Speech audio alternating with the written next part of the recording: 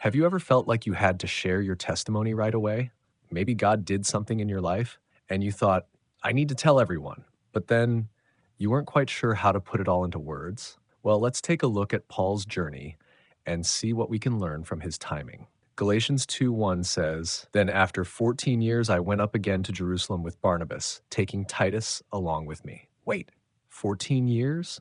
Paul, the guy who had one of the most dramatic conversions in history, didn't immediately step into ministry? What was he doing all that time? And what does that mean for us? When we think of Paul, we picture the road to Damascus, the blinding light, Jesus speaking directly to him. But what we don't always realize is that after that moment, Paul didn't just hit the ground running. He spent years in preparation, learning, growing, maybe even wrestling with the weight of everything he had to unlearn. And that makes sense. Think about it. Paul was a Pharisee of Pharisees, trained under Gamaliel, deeply rooted in Jewish law.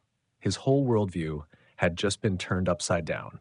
So before he could preach, he had to let the truth settle in his own heart. This should be encouraging for us. Sometimes we think that the second God does something in our lives, we have to go out and shout it from the rooftops.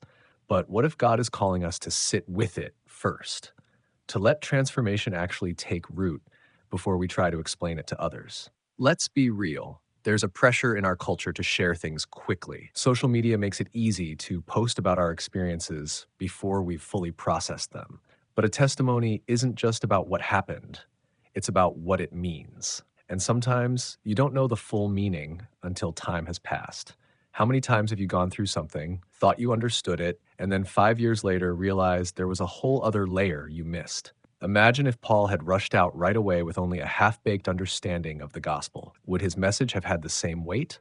The best testimonies aren't rushed. They're refined. They're lived, not just told. So if you're in a season where you feel like you should be doing more, if you feel like you need to prove that you've changed, or if you're anxious to share your story but something inside says not yet, trust that. God's work in you isn't just about what's already happened. It's about what's still happening. Your testimony will be so much stronger when it's rooted in real lived out experience rather than rushed enthusiasm. So take your time, let the transformation settle. When it's time to share, you'll know, and your words will carry the real wisdom. What's something in your life that you're still letting God refine before you speak on it? Drop a comment below and let's encourage each other to trust the process. And as always, stay blessed. Thanks for listening. We'd love to hear your thoughts. Leave a comment and don't forget to like and share.